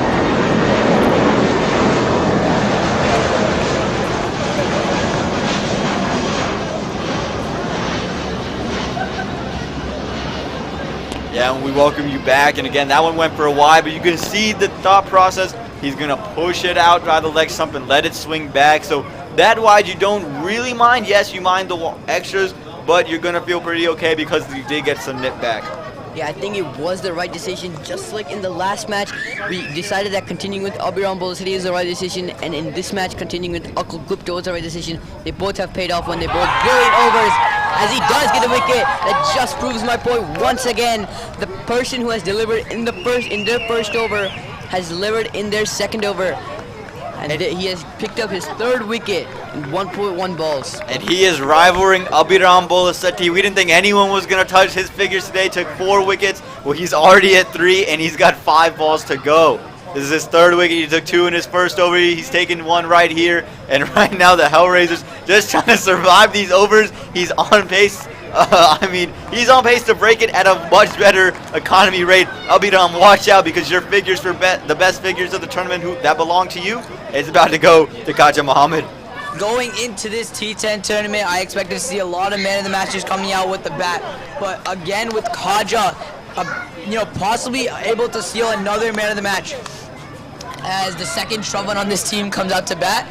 And Kaja, I think he's bowled really nicely. He's hit his lines and lengths, and he's asked the batsman to give the wicket to him. Yeah, exactly. I think that's all it is. He just hit the deck, let the ball swing. As a batsman, you need to score these 62 runs. It's not much, but you have to score it. Score the runs, and anytime they try to drive him on the up, anytime they try to do anything, he's been right there to collect their wickets. So Shravan, he's a big hitting, a free-flowing batsman. He's going to want to play his natural game, but the way Kaja's bowling, he can create some problems for Shravan. We'll see what happens.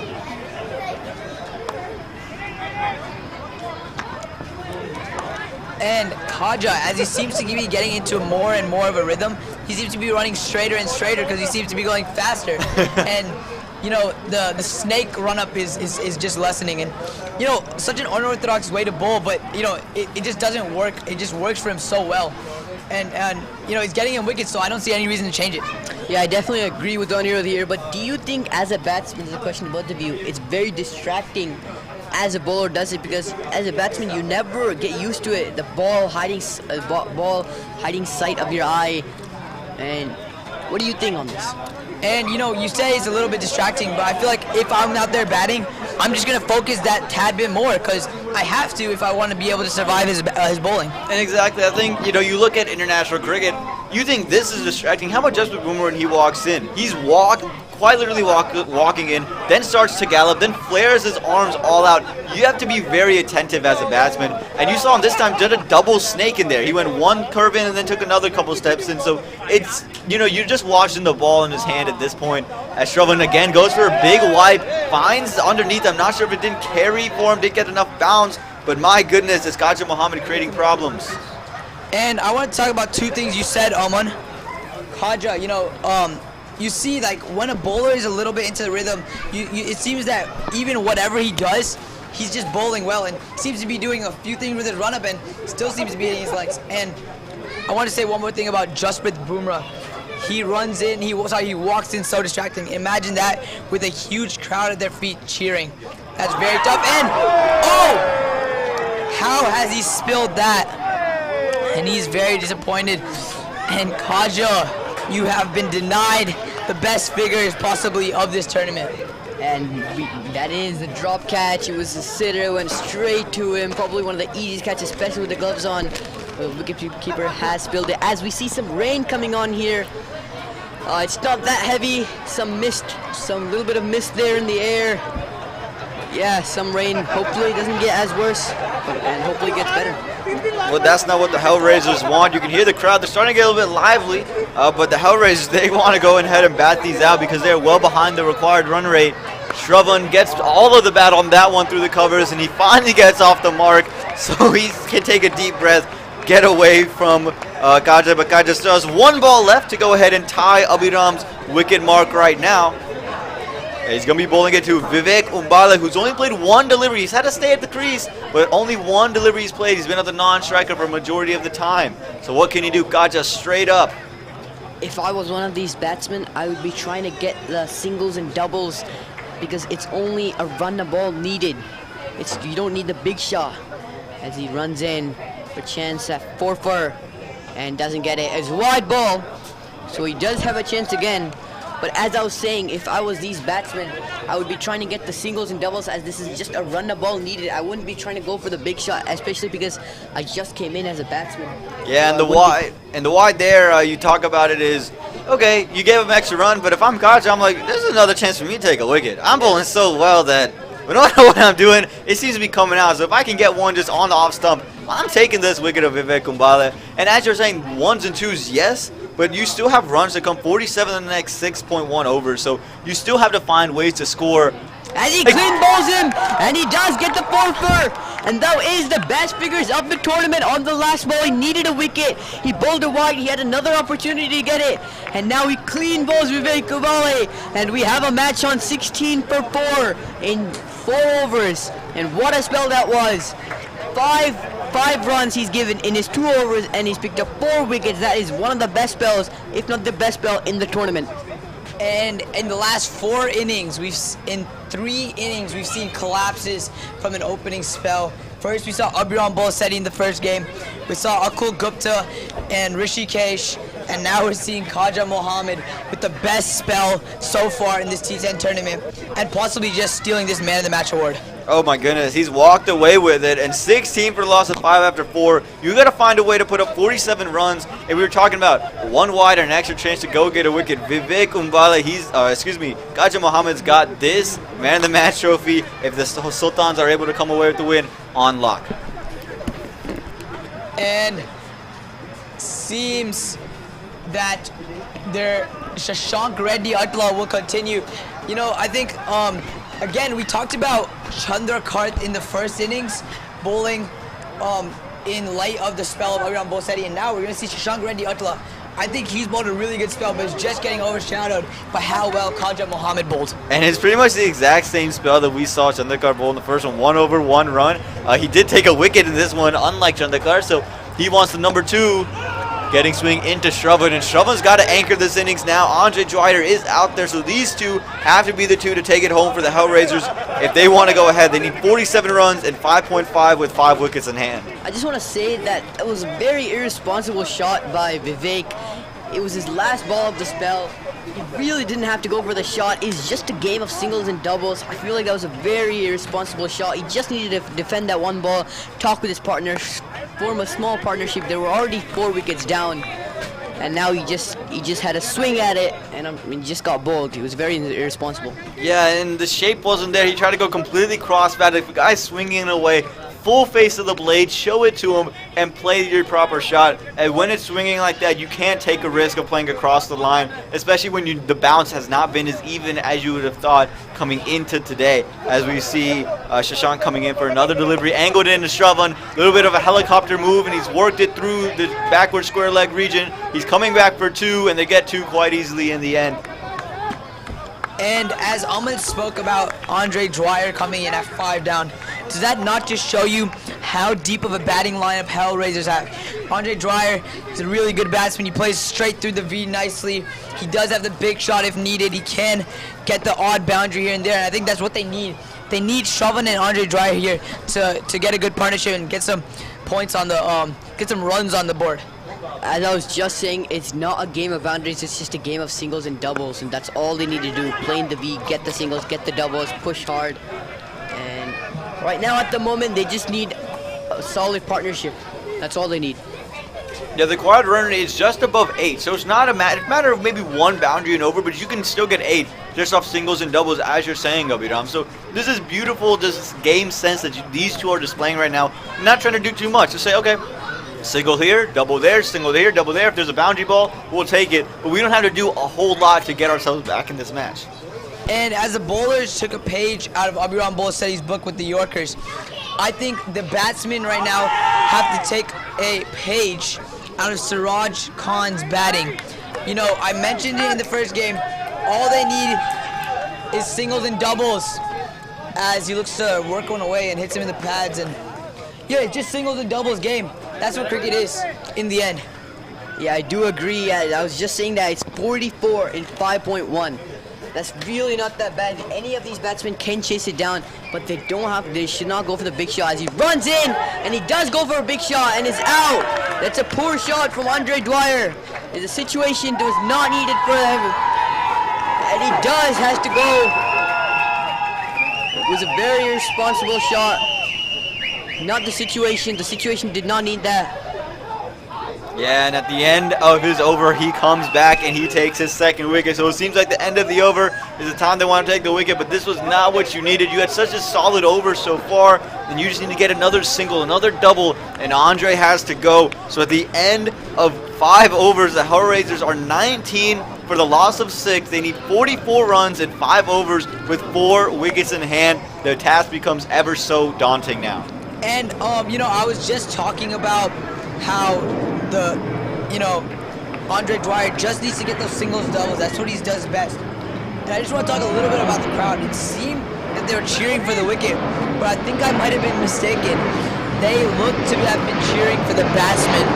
As we've seen with Kishore Raj in the first innings, this be our new fan favorite.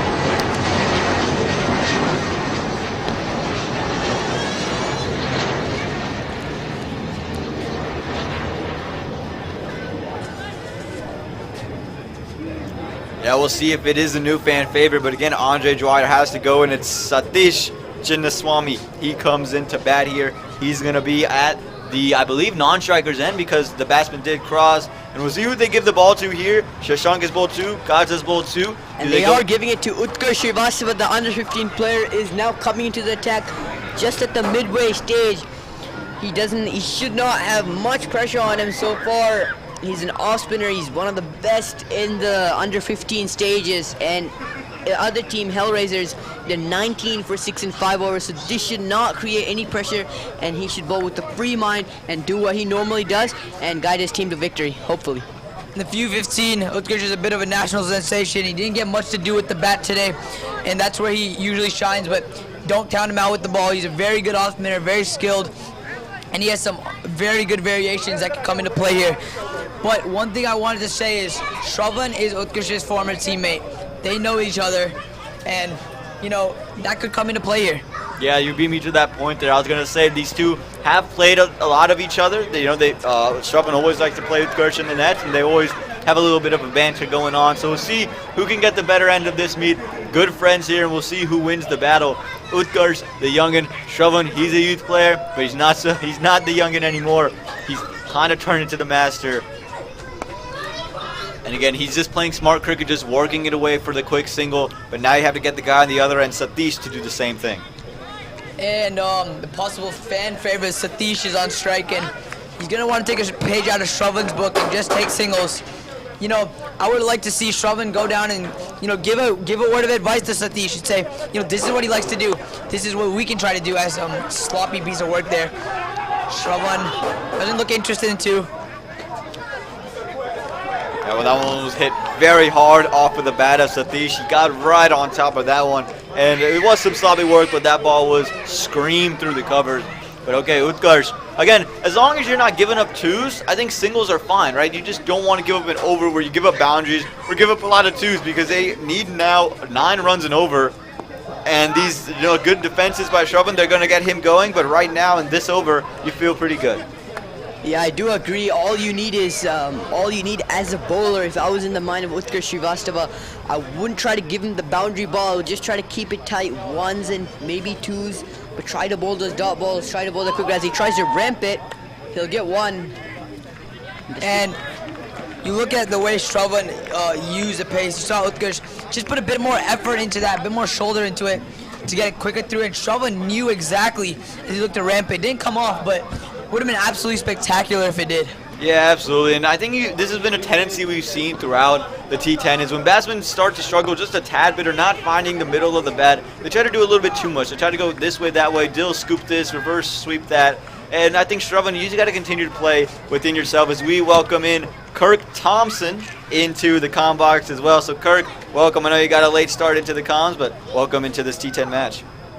Thank you for having me. I'm not sure about the late start. It's a late night. That might not be a late start, as this game may be over sooner than we think. He lofts that one down the ground. They're just going to get one. Seems like they're in a bit of trouble here, man. At 23 for 6. Seems like they've been a string of low scores here at Church Street so far. So Kirk, I just want to ask you a question here. So if you were Shravan in this position, what would you be trying to do? Would you be trying to look for the boundary? Like, what would be your game plan when you're at the position of 24 for 6 in 6 overs? Well, I would try to rotate the strike and put away that bad ball when it comes if I can. That would be the only way so that you get your eye in and your groove in. 39 runs from 4 overs is not impossible. It's only 10 runs and over. And how fast does the time fly by? I've been here for about 2 games and it feels like I've been here for an hour. You know, there's only 4 overs left to go tonight, and I think we can expect to see a cracker of a finish.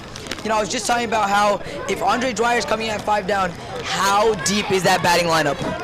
Yeah, batting lineup has to be deep. Again, disappointing the way Andre got out, but these two seem to be having an understanding of how they want to attack the rest of this inning. Kirk mentioned it's still very much possible, still under 10 runs and over. So you don't have to do too much. You don't have to be Superman. You just got to continue to rotate, strike, and put the bad balls away, as Kirk said.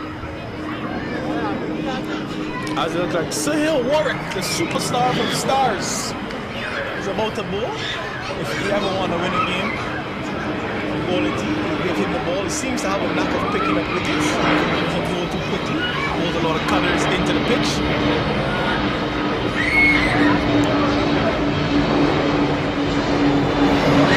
Sahil getting the attack here.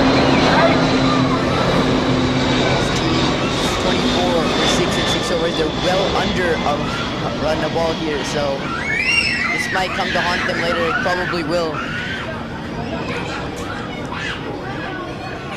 Yeah, and the pitch has been a little bit uneven, so I think if Suhail can get those cutters right and put them in the right areas, you're going to get some variable bounce that can be the undoing of Shravan or Satish.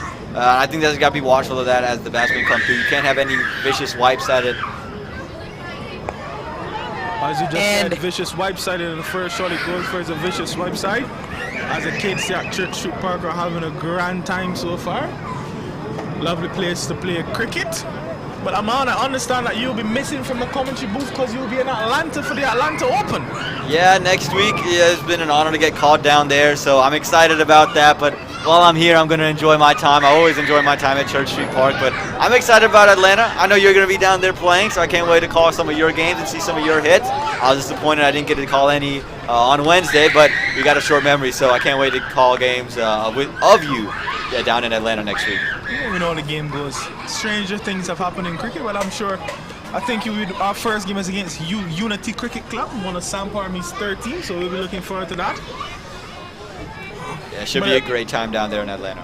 The score seems to be just kicking over, as I mentioned. Warwick seems to be the type of guy who bowls a lot of cutters into the pitch, so you're definitely going to want to have to hit him square the wicket if you're going to look to get that boundary where there's no protection. Yeah, so Kirk, just talking about Atlanta Open, obviously good luck to you and Alman down there. And if I'm Sultans right now, I would be pretty happy to have Shravan out there. You know, we know the type of damage he can do once he gets settled in. So that's what he's going to be looking to do, take this as deep as possible. Yeah, it's true. Right now, just as I said, 11 runs and over, so it's still definitely gettable. It's not out of their reach yet. Just a couple big hits, and they could reach their target. Yeah, I definitely agree with Kirk here. We know what Shravan can do, and it's just about him doing it. He can definitely hit some big ones here in Church Street. It's just 2 6s and over required. I know it's easy to say, but we know what Shravan can do, as this one is called a wide. And the Hellraisers will take any extras that they can get. I mean, they're going to need all the help they can. I know, again, 11.1 is not a huge number to get every over, but it is still very difficult to go out there and get. That's 2 runs basically every delivery. So any wides, any extras, they'll take all day long. But you can't have those dots piled up either. That one was a cutter, threw the shot before the ball had gone to him. And the Hellraisers, they're just struggling to find any rhythm here at Church Street Park. And in these first 5 balls from Suhail Warwick, he's bowled a killer of an over. He'll just be looking to end well as he gets that one. Another off cutter, and these are absolutely unplayable as they look to just get a big hit. They just can't seem to get anything going right now. At the minimum, you just need a 1, but these dots are completely unacceptable here. He has to find a way to get off strike. He has to find a way to get Shravan back on strike here. You can't be playing these many dots here. You need, at the minimum, a 1, and you need to get that odd boundary, which they're not able to do here. It's a great sign from Sultans as they turn to their youth player to look to, just keep them on top of this game, and it's a great sign of trust. Is Utkarsh Srivastava. He's always good under pressure situations. So, it'll be fun to see what he does against Shravan. As we said before, Shravan knows how to play against Utkarsh. Utkarsh knows how to play against Shravan. We'll just see how this battle goes about. Yeah, it's going to be very interesting here. He needs to hit the big one, and Utkarsh is an off spinner turning it in. It's going to be easier to hit him across the line and all as he comes down, and he's not going to get any run there. Utkarsh bowling a full toss there when he's coming down, so it's going to be a very interesting matchup here. Yeah, Shravan just trying to create something there. Again, I think he's feeling this run right now starting to creep up.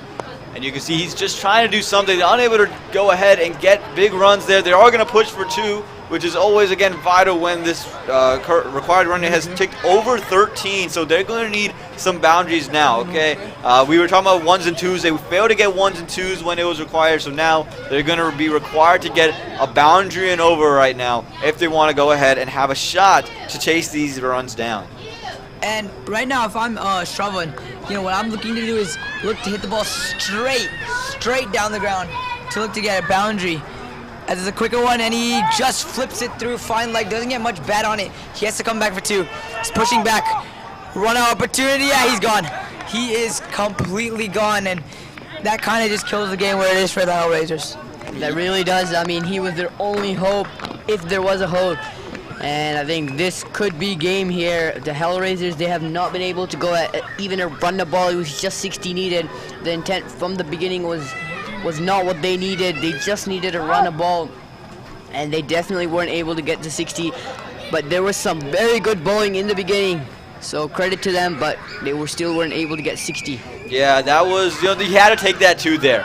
There was no other option. Like you were saying, they failed to really get themselves off to a start in the early goings, and a lot of that had to do with the quality of the bowling that was displayed by the Sultans. I mean, you have to get hats off to the bowler, especially Ghaja Muhammad, who really turned the game on its head, and he's really put a lot of the pressure back onto the Hellraisers. We came into this inning thinking the Hellraisers really had the upper hand here, and now it seems like this game has ever so subtly slipped away, and the kids are absolutely loving the bowling display that the Sultans are putting on. As you can hear their screams right now, because they are so ready for the Sultans to go ahead and put another big wicket on the board. The new batsman coming in, we'll get you his name in a second, as that one is tickled down a fine leg. Chance of another run out. He's going to be fine. Oh, direct hit. Umpire not interested. He's going to be fine in the end. So all the drama happening at Church Street Park. Yeah, so that will be adjudged a wide by Amar Natarajan standing in right now as main umpire. And Utkarsh Srivastava, you'll just be looking to keep his line going. I'd say Sultans are completely on top of this game. But we know in cricket that the game is never over until it's over. So you'll just want to, keep his focus and make sure he doesn't give away too many runs. I think Utkarsh Srivastava, he's kept his nerve here in a pressure situation.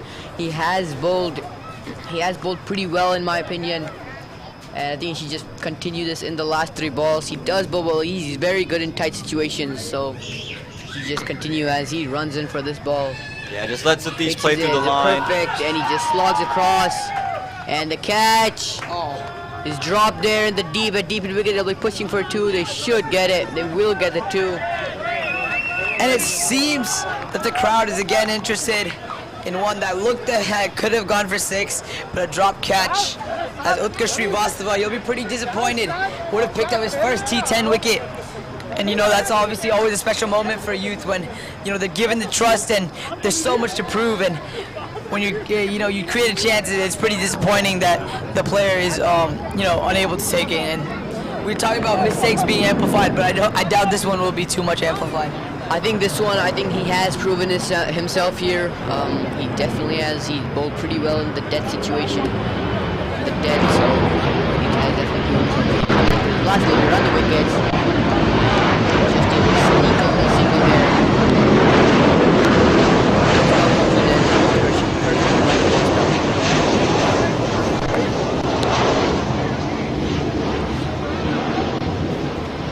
We apologize for that. As Anirudh mentioned, that mistake not going to matter too much. As we say, flies under the radar as that plane is just flown overhead. Again, Utkarsh, as Abhiram Yavra said, held his nerve, and he's bowled very well. And that one almost finds its way onto the stumps. Very disappointed that it had not found it, but it's been a great over from Utkarsh so far. And there you go. That's the end of it. 34 for the loss of 7 after 8. They need 29 runs in the next 2 overs with just 3 wickets in hand. Required run rate trickled up to 14. Is going to be a very tough ask from here. And when I reflect back on this batting innings, it seems like they've been batting for so long and they've been taking so many singles. But the thing is, the reason the score is only at 33 is the lack of boundaries. We talk about how singles and doubles are important, but in the end, you still need that boundary, odd boundary here and there. And the Hellraisers have just been unable to get that. I definitely agree with Anirudh here. Singles and doubles, they weren't even getting as much singles and doubles. That's why the score is still so low. They definitely have to go back, regroup, and discuss where they went wrong. And they definitely need to come back. They need to come with a better plan. And yeah, I think it just came from their start at the beginning. I think their approach to the beginning of the innings, they got off, it wasn't a great start. Obviously, wickets fell early as that one's flicked off of his legs, and they're going to push for 2, might run away for 4, and it has run away for 4 runs. So the odd boundary we were talking about, but the start they got off to, yes, you lost wickets early, but then the batsmen who came in started to play some poor shots. They started playing across the line, trying to do a little bit too much, a little bit too early. They still had the game, even when they were down 3 wickets. If they would have just continued to take the single, or that double, you would have been fine. You didn't need the odd boundary. But then they put themselves in a position to where they had to have boundaries, and now they just can't muster that together. And just as it seems that us here in the commentary booth are just, countering Hellraisers out, they seem to maybe have a chance as some sloppy bowling is a wide, and maybe there's a chance back in this game. We have been talking about in a way, in a tone that Sultans have this game, but I think Hellraisers will still believe Akul Gupta and Satish are very capable batsmen. Yeah, absolutely. You still have to believe in. If Suhail can't find the right line or right length, it's going to be an opportunity. Batsmen still to come, comes down the track, but this is what you can't have, the dot balls. This is what's going to kill you now at this stage. Again, the required run rate is at 12.5, 23 runs in 1.4 overs. Now the run rate has just shot up to 13.8. So you see how drastically a dot ball changes your approach and your equation. So you can't have any dot balls. I think we all know this. You have to continue to move the strike around. And it seems that Akul, he just looked to do a little bit too much. He looked to come down. When you try to come down the track, your objective should be to look to hit the ball down the ground with good power, and he looked to just dab it. I would have liked to see him, he kind of made that into more of a slot ball. I would have liked to see him, loft it over mid-off for, a boundary or 6. Yeah, and that delivery right there, he tried to play it very late under his eyes and try to late cut it down to third man, rather than attacking the ball like he's done right there. That down the ground there. It'll be straight to long off though for a single. They'll be pushing for 2, they are. And the direct hit would have been gone. But that's good running there from the 2 batsmen. And like I said, that time he was more aggressive. He came to the ball and slapped it, as Abhiram said, instead of trying to play it late under his eyes and be cheeky. I think with this kind of a pitch, you have to get to the ball. The way he's bowling, it's not going to come onto the bat if you wait. Down the track, this time goes hard. It's hit up in the air. Fielder coming around. Oh, and he spilled it, and this time could be magnified. 2 runs. Did he get there? Didn't drag the bat.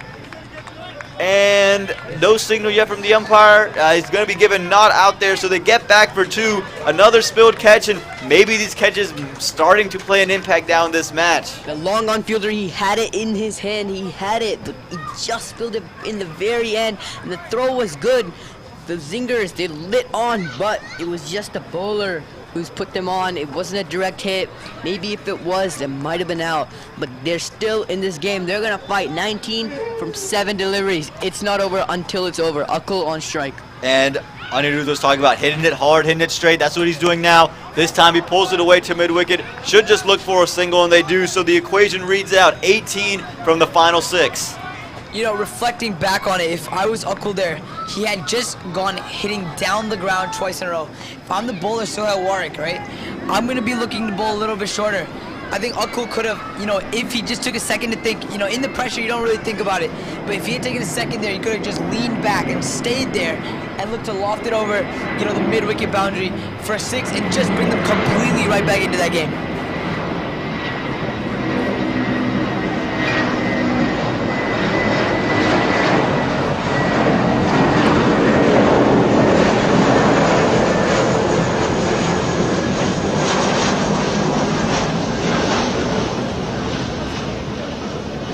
Yeah, and as you said, that would have been a good thought, but it's easy to think out here, but when you're in the middle, it's a whole nother game. You don't think like you usually do, but Akul, he's going to be on strike. Like we said, 18, final 6, 3 wickets in hand. Who's going to bowl? I think it's got to be Karthik. He's only bowled 1 over. As Anirudh said, he's a very skillful bowler, has all the variations. Akul, very skillful bat. Let's see how they combine here. There's a big swing at it. Massive, massive swing at it. Trying to get that over cow corner. He just ends up missing it. The equation becomes much more better. 18 off 5 deliveries now. Let's see what he's going to do. Karthik Palakuri, you know, he's a really skillful bowler, especially at the depth. He's a very good back-of-the-hand delivery that comes out nearly 10 times slower. And when you're batting, it's nearly impossible to get the meat of the bat. Well, let's see if Akul can get the meat of the bat right here. There it is. There's a slower one. He tried to do something very unusual, and if you see where that bat and the ball finished, his bat was miles from the ball, uncontrolled shot, and like we were saying, the tendency in this match has been when you can't get things going to try to do something creative. When that ball, he could have really just stood there and slapped it away through covers. I know you need some boundaries, but you need runs.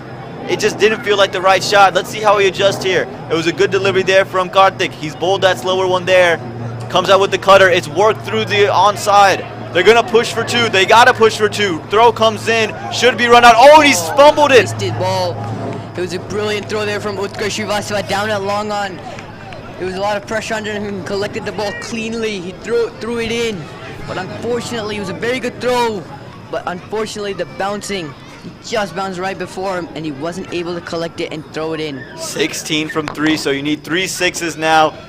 All aerial shots here. Where does he go? What does he look to do? It's a wide, and he goes for the back of the hand delivery. And just as Abhi speaks about the fielding, if I'm the fielder out there, you know, the pressure is completely on the batsman. A ground shot is not going to hurt us too much. I'm going to be looking to get down long barrier and just stop the boundary. As he goes for another back of the hand delivery like I spoke about earlier in this over. This time he missed it, so it makes it 15 from 3, but it still means you need 3 sixes. And it's going to find the inside edge. It might run away for 4, but it's not going to matter unless extras are bowled. And they've cut it for 4, so it's just going to be 2. So that means 13 from the final 2. It's pretty much all wrapped up here, but you never know. Wides and no balls come into factor. It's still doable if you can get 2 sixes. I personally am looking to see 2 sixes. You know, I would love to commentate a super over. So, you know, that's just my opinion out here. Well, I'm not sure if the curator would like that, as the lights are going to go off at 9:45. So we better hope that that's a quick super over. We'll see coming in. Akul making some room. Big appeal, not going to happen, but there it is. So just 1 ball to go, 12 to come off of it, and there we go, no super over in store. And yeah, the curator should be happy about that. As you said, the lights should go off. I'll be a bit disappointed, but you know, we've seen 2 good games here on Friday night. I would say this is very good bowling, very, very good bowling by Karthik. He held his nerve. It was a pressure situation here as he comes in for the last ball, comes down the track and hits it up in the air. Should be taken, it drops in front. They just take 1 run, and that will finish off a very good match here. The Hellraisers end up on 51 for 7, unable to chase the target of 61 runs. Yeah, it was unreal stuff there. It was a great fight from the Hellraisers, but the Sultans come up victorious. We're going to run through the batting sides, and we're going to go ahead. And I guess I'm just going to go ahead and do it as I'm getting abandoned out here in the comm box. Actually, no, Abhiram says, you know what, I'll come and do it. So Abhiram, let me hear that batting lineup. So here's the batting. Govinda and Shravan open. None of them were able to get off to a good start. And even though the overall batting was not, no one was able to really get off. Nail Parikh came in, got duck. Parin Patel 2, Vivek, duck. And none of these batsmen were really able to get off to a good start. And the batsmen, their mentality, it really wasn't good. The way they were looking, they were just trying to swing and they were just trying to hit the boundary balls, even though that was completely unnecessary. So now in for the bowling, Abhiram, talk me through it. The bowling, Karthik Palakuri bowled brilliantly, especially in the beginning and in the death, 2 overs 15 runs. But Khaja is the man of the match for today. 4 wickets, 5 runs, 2 overs, 5 runs. That was an absolutely brilliant spell there, and he will most likely be the man of the match. And Shashank also bowled really well. Here we have the match summary here. Yeah, and you can see just the highest scores from each side. It's just the story of the bowling. Akul Gupta 6 for 2, or 8 for 2 in his 2 overs. For the man of the match, Khaja Mohammed had 5 runs, 4 wickets in his 2 overs, and that's the best figures of the tournament so far. But now we look at the points table to come through, and each team has now played a game. You look at the points table, you have the Prism IT Pirates sitting at the top. They have the best net run rate as they won their match earlier today. The Sultans, they're the second place team, also won the match, net run rate of 1. Ultimate Umpires, they come away with the win on Wednesday. You can see the net run rates there. Stars, they come up with the win. And then you look at the other teams, the 11 Warriors have some catching up to do as they have the worst run rate of the bunch. Hellraisers right underneath them with a -1 run rate, and the Assassins not far behind, -0.9. And the Sump Army, they're the 5th place team, and they have a -0.6. So it'll be an interesting close to this tournament. But again, those are the points tables, and each team looking to go ahead and make their mark. That's the points tables as we currently stand after 4 matches. And there we go. We appreciate you guys tuning in so much. For Abhiram, for Anirudh, and for myself, Aman. Thank you, Baba, for setting all this up. We appreciate you guys for tuning in to the TCL T10 here at Church Street Park, and we wish you good night.